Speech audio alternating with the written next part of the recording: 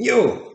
Salut YouTube! Bah, une petite vidéo là, on va essayer de faire quelque chose de pas très long ce matin, parce que j'ai envie d'en faire une seconde sur, sur un thème un petit peu particulier qui n'a rien à voir avec la politique. Là, ça va être encore un thème qui aura un peu de rapport, enfin, voire même beaucoup, hein, avec la politique, mais qui ne retrace pas l'actualité. C'est déjà ça. Parce que comme je vous l'ai dit, j'en ai marre. De toute façon, tous les jours, il y a quelque chose. Alors aujourd'hui, qu'est-ce qu'on a? Doc Gynéco a violenté sa femme. Qu'est-ce qu'on a?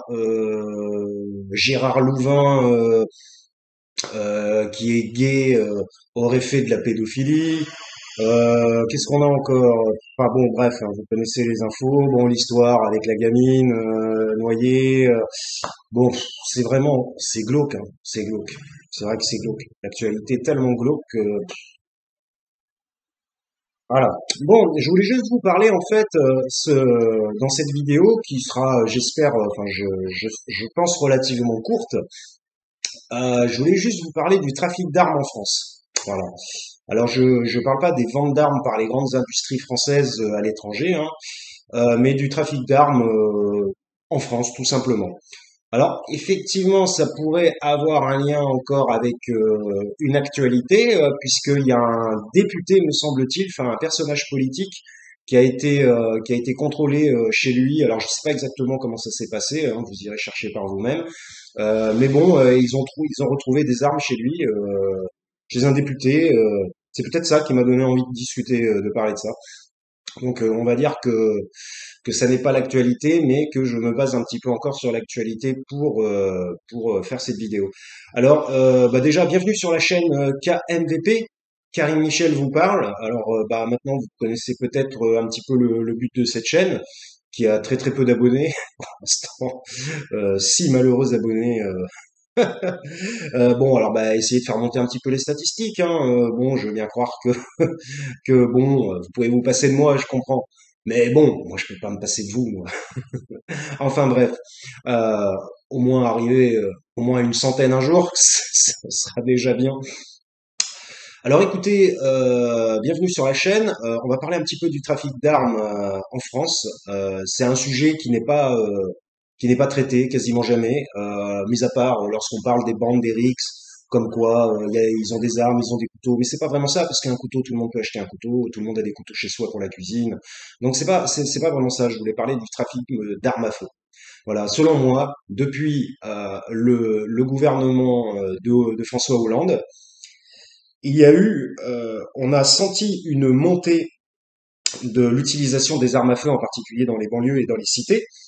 Et je me souviens qu'à cette époque, il y avait déjà, pardonnez-moi, il y avait déjà des gros soucis à Marseille. Voilà, on sait que Marseille, on va dire, ville fleurie, ville du Sud, ville proche de la Corse, ville proche de l'Italie, ville proche de, bon, bah voilà, des milieux, on pourrait qualifier de mafieux, hein, vous savez, avec à la tête Jean-Claude Gaudin. Bon, je ne sais pas si ce monsieur est mafieux ou non, mais bon, je crois il a trempé dans des affaires, il trempe encore dans une affaire.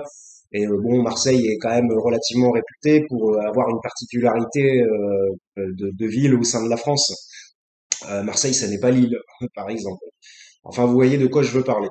Il y a des trafics en tout genre, hein, puisque c'est un grand port qui était une ville fondée par les Grecs, qui est un grand port depuis des millénaires. Donc forcément, il y a un transit relativement important par cette ville. Donc, si vous voulez, au départ, lorsque François Hollande a nommé notre ami, enfin notre ami entre guillemets, Manuel Valls, Premier ministre, bon, en plus lui qui était dans une politique de répression, style Sarkozy, hein, je me suis fortement étonné qu'il n'a procédé à aucune mise en place politique pour contrôler les trafics d'armes en France. Voilà. Parce que si vous voulez, à Marseille, à cette époque-là, déjà, ils se tiraient dessus relativement souvent. Il y avait quand même pas mal de morts dans l'année. C'est une ville qui comptait beaucoup plus de morts par arme à feu que d'autres villes de France. Alors moi, je m'étais dit, bon, bah, le gouvernement devrait peut-être quand même essayer de réfléchir au trafic d'armes et essayer de démanteler, en fait, tout simplement les trafics d'armes. Mais ça, c'était sous le gouvernement Hollande. On est à, il y a 8 ans, il y a 9 ans, lorsqu'ils ont pris le pouvoir. Et rien n'a été fait. Moi, j'étais étonné, je me disais, Ils sont là, répression contre les drogues, les drogues, les drogues. Je vous dis, les drogues, elles ont bon dos. Répression contre les drogues, les drogues, les drogues. Généralement, une bonne partie de la population s'accorde à dire que la drogue c'est mal. Alors bon, moi je vais pas dire que la drogue c'est bien, mais si vous voulez, les médicaments, l'ultra-médicamentation en France, est-ce que c'est bien aussi? Prendre des médicaments, en particulier pour des troubles psychologiques qui sont parfois pas forcément graves. Les antidépresseurs, les anxiolytiques, les antipsychotiques. Donc, euh, voilà, bon, le trafic de drogue, c'est une chose, mais on ne peut pas appuyer une politique répressive et une politique du ministère de l'Intérieur uniquement basée sur le combat contre les trafics de drogue. Bon, enfin bref, bon, ça c'est une chose. Donc si vous voulez, et en particulier, je vous l'ai déjà dit, dans le trafic de drogue, ça n'est pas vraiment la cocaïne et l'héroïne qui est visée, c'est très souvent le trafic de cannabis. Euh, Regardez dans les statistiques médicales, on n'a jamais compté de morts sous cannabis. Voilà. Bon, c'est une réalité, hein, ça ne veut pas dire qu'il faut l'utiliser, mais on n'a jamais compté de morts sous cannabis, alors qu'on a déjà compté des morts sous médicamentation avec utilisation d'alcool, on a compté des morts par alcoolisme grave, on a compté des morts par tabagisme, mais par contre, on n'a jamais compté de mort sous cannabis, voilà. Mais néanmoins, le cannabis est toujours le mouton noir. On le poursuit. La faute, tout est la faute du cannabis. Les accidents de voiture, c'est la faute du cannabis. Et la jeunesse désœuvrée, c'est la faute du cannabis. Tout est toujours la faute du cannabis. Bon, voilà. Ça, c'est un autre sujet. Donc, si vous voulez, il a appuyé la répression sur le justement, il a appuyé la répression sur les trafics de drogue. Et là, je vous parle encore de Manuel Valls, je ne vous parle même pas de Darmanin, hein, de Gérald Darmanin, qui en fait copie sa politique sur une politique d'ultra-droite de type sarkozyste. De toute façon, c'est un ancien sarkozyste, voire même il est toujours sarkozyste, hein, il prend toujours des nouvelles de son ancien maître, qui est un petit peu dans la tourmente, là. Regardez ma vidéo sur Sarko, si vous avez le temps. Donc, si vous voulez, moi j'ai toujours été fort étonné qu'il n'y ait pas de démantèlement de trafic d'armes en France. Voilà. On a compris, on a su qu'il y avait une augmentation de la possession d'armes illégales, parce que je vous rappelle quand même que posséder une arme à feu, hein, je parle des armes à feu, hein, je parle parler des katanas et tout, hein, il y a très peu de gens qui sortent avec des katanas pour couper les gens en rondelles. Ça arrivera peut-être, hein. On y reviendra peut-être un jour, on ne sait pas. Mais par contre, les armes à feu, on sait très bien que par exemple dans les cités, et en particulier liées justement au trafic de drogue. Tout le monde n'a pas des armes à feu chez soi, il faut être un petit peu parano pour avoir une arme à feu. Alors soit on est fan des armes à feu, et dans ces cas-là on fait du tir sportif. Excusez-moi, je vais aller fermer la porte parce que j'ai ma porte ouverte, peut-être que vous entendez les voitures et les camions qui passent à côté de la maison, je reviens.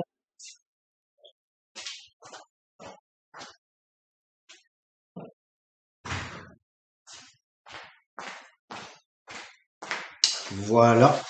Donc si vous voulez, excusez-moi, si vous voulez, donc on sait très bien que lors de gros trafics de drogue, il y a quand même des sommes considérables en jeu. Je vous parle des gros trafics, hein. Je ne parle pas d'un petit dealer qui fait des 20, des 40 euros, des 50 euros, des 100 euros en bas de chez lui. Non, non, je vous parle de ceux qui brassent vraiment beaucoup de pognon. Donc, si vous voulez, ces gens-là sont plus ou moins parano parce qu'ils savent très bien que dans ce type de trafic, les agressions sont légion et que probablement il y a des histoires des questions de territoire pour pouvoir poursuivre le trafic. Et souvent, ce sont ces gros trafiquants qui ont des armes. Voilà. Bon. Après, bon, il n'y a pas que des gros trafiquants, mais je pense qu'il y a une bonne partie des gros trafiquants qui possèdent des armes. Et on sait très bien qu'en banlieue, la territorialisation du trafic est toujours liée avec la détention d'armes à feu. Voilà, pour moi, c'est mon avis. Donc, si vous voulez, Manuel Valls, qui se gaussait d'être la personne qu'il fallait pour mener une politique de répression, pour améliorer euh, la sécurité en France, bon, on voit très bien ce qu'il a fait et ce qu'il est devenu, c'est-à-dire rien, quoi. Moi, j'étais étonné qu'il ne lance pas de démantèlement de trafic d'armes. Donc, si vous voulez, aujourd'hui, on est arrivé en fait à une politique du chiffre zéro au niveau du trafic d'armes. Les armes circulent en France, elles circulent énormément. Vous pouvez même connaître vous-même des personnes qui possèdent des armes. Alors évidemment, ils ne s'en vendent pas parce que c'est interdit, c'est illégal de posséder une arme à feu chez soi. Alors, il y a le problème de la chasse aussi. Bon, mais ça, c'est un autre sujet. Les chasseurs qui possèdent des énormes fusils capables d'abattre des sangliers. Souvent, il y a des drames, souvent familiaux, conjugaux, qui se terminent au fusil, ou des drames de voisinage. Je pense que la détention d'armes à feu de chasseurs aussi devrait être beaucoup plus légalisée. Par exemple, légaliser, une législation, pardon, pas légaliser, non. Il devrait y avoir une législation beaucoup plus dure sur la détention des armes à feu des chasseurs, par exemple. Alors, je fais ma petite digression. On pourrait, par exemple, leur demander de remettre leurs fusils lorsqu'ils ne vont pas à la chasse. Ils pourraient très bien avoir un local. Ils ont des locaux pour faire les cons, pour faire la bringue, pour picoler. Ce local pourrait très bien servir. Bon, alors après, il faudrait pas qu'il y ait quelqu'un qui aille faire un vol. Ou alors, ils pourraient remettre leurs armes à la gendarmerie quand ils ne chassent pas, par exemple. Ce qui éviterait qu'ils aient leurs armes à la maison et qu'il y ait des conneries faites. Et après, quand ils vont à la chasse, eh ben, ils vont chercher leur fusil, tout simplement, quoi. Euh, voilà. Bon, après, ils vont dire, oui, moi j'aime bien avoir mon fusil à la maison. Bah oui, mais pourquoi faire? Justement, telle est la question. On n'est pas aux États-Unis ici, tout le monde n'a pas le port d'armes. Aux États-Unis, ça peut se comprendre que les gens veuillent acheter des armes parce qu'en fait, ils savent que les gens qui sont malfaisants qui vont venir voler ou les attaquer ou faire des agressions, peuvent tout à fait posséder une arme. Donc, il est vrai que si vous tombez face à face à quelqu'un qui vous met en joue avec une arme à feu, vous pouvez pas faire grand-chose. Bon, alors évidemment, il y a des tutoriels de sport de combat qui dit tu prends le poignet, tu fais ci, tu fais ça. Bon, ça c'est encore une autre histoire. Qui va tenter de faire ce genre de choses en face de quelqu'un qui le met en joue avec une arme à feu chargée? Parce que vous savez très bien que là, en une seconde, vous perdez votre vie, c'est terminé. Donc, moi, je trouve qu'il n'y a pas eu une politique, il n'y a pas eu de politique du tout jusqu'à aujourd'hui. Aujourd'hui, ça continue et aujourd'hui, ça s'est développé jusqu'à Paris, jusqu'aux banlieues parisiennes. Au moins une fois par semaine, au moins deux fois par mois, ou une fois par mois, on entend qu'un jeune a été tué. Là, récemment, là, il y en a un qui s'est fait tirer dessus encore il y a 2 semaines ou 3 semaines, je sais plus trop. Là, il s'est fait tirer dans le thorax. Je crois qu'il est mort, hein. C'était il y a 2 semaines, hein, me semble-t-il. Bon, ben, voilà, pour une histoire de baston ridicule, l'histoire du grand frère qui est arrivé avec une arme à feu, il a tiré, il est reparti. Bon, voilà, bon, s'il y avait une politique beaucoup plus agressive et beaucoup plus encline à démanteler le trafic d'armes, euh, que ce soit partout, hein, je parlais des cités parce que c'est surtout eux qui les utilisent, mais partout en France, je ne veux pas stigmatiser les gens des cités, euh, c'est parce qu'on en entend plus parler. S'il y avait un démantèlement du trafic d'armes en France, eh ben, probablement qu'il y aurait moins de morts, surtout par arme à feu, c'est logique. Mais ils sont là, les policiers préfèrent aller essayer de trouver des cachettes dans les immeubles. Bon, moi, je m'en fous, j'ai jamais vécu en cité, mais bon, je me renseigne. Des cachettes dans les immeubles pour choper, je sais pas, moi, 50 grammes de hashish, par exemple. Par contre, ils vont pas faire des enquêtes poussées sur qui possède des armes, comment les ont-ils achetées, sur quel trafic se base-t-il pour démanteler des trafics d'armes, ce qui est relativement important. Vous avez des gens qui se retrouvent avec des kalachnikovs dans leur maison. Voilà. Par exemple, si au niveau du terrorisme, si les frères Kouachi, je sais pas quoi là, n'avaient pas eu leur Kalachnikov, est-ce qu'ils auraient fait autant de morts? Non. Alors comment ils ont eu une Kalachnikov? Ça serait quand même bien que l'État se tourne vers ce point, vers ce débat, vers ce sujet du démantèlement important du trafic d'armes en France, puisque le trafic d'armes en fait a vraiment progressé, je pense, puisqu'on entend qu'il y a de plus en plus de morts par arme à feu. Alors qu'il est illégal. Il est illégal de posséder une arme à feu si on ne fait pas du tir sportif avec une carte et tout un tas de contrôles. Donc voilà, bon, écoutez, 13 minutes 55, voilà, on va pas plus loin. Je pense qu'il y a vraiment une faillite de l'État qui ne se tourne pas vers vraiment les priorités, comme par exemple, une des priorités selon moi serait de tenter un démantèlement du trafic d'armes en France, des armes illégales. Voilà. Et de manière relativement poussée, parce que posséder une arme à feu, c'est avoir la vie et la mort entre les mains de quelqu'un, quoi. On peut très bien, il est quand même relativement simple d'abattre quelqu'un avec une arme à feu. N'importe qui peut le faire, un gamin de 12 ans peut le faire.